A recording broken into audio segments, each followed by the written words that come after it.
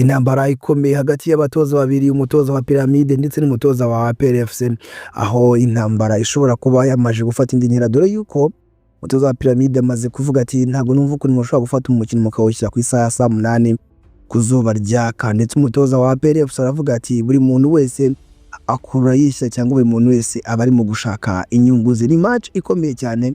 yamaje kuvugisha abantu benshi, aho izaba ku munsi w'ejo ndetse ikazabera kuri Kigali Pele Stadium, aho match izaba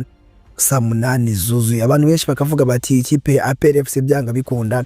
igomba gutsinda ikipe ya Pyramide, abandi nabo bakavuga bati Pyramide rwose yarahiye yuko igomba kwitsinda ibitego bigira muri 6, ariko kuri inshuro ikipe ya APR nyuma yuko ikipe ya Pyramide iyikuyemo ndetse ikayikuramo inshuro irenze imwe kandi ikayikuramo nabi ku bitego byinshi ijya iyitsinda, APR FC n'abakinnyi bayo bakaniye ndetse uhereye kuri kapiteni ndetse n'abakinnyi muri rusange bavuze yuko ikipe ya Pyramide igomba gutaha ndetse bakayikuramo izuba riva. Ni match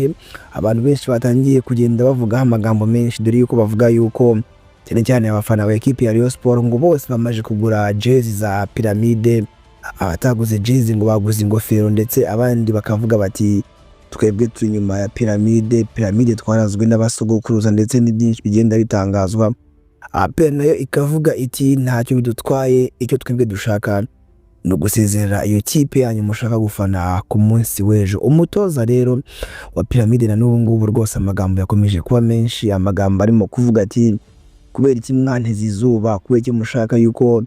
bikina saa 8, ati match mugomba kwimura mukayimura amasaha, ariko byamaje gufatwaho umwanzuro yuko match izaba ku isaha ya saa 8 hano za Kigali cyangwa se saa 8 zo mu Rwanda. Ariko nanone match yo kwishyura niba bavuga yuko APR cyangwa se ikipe ya APR FC yashyize ku isaha ya saa 8,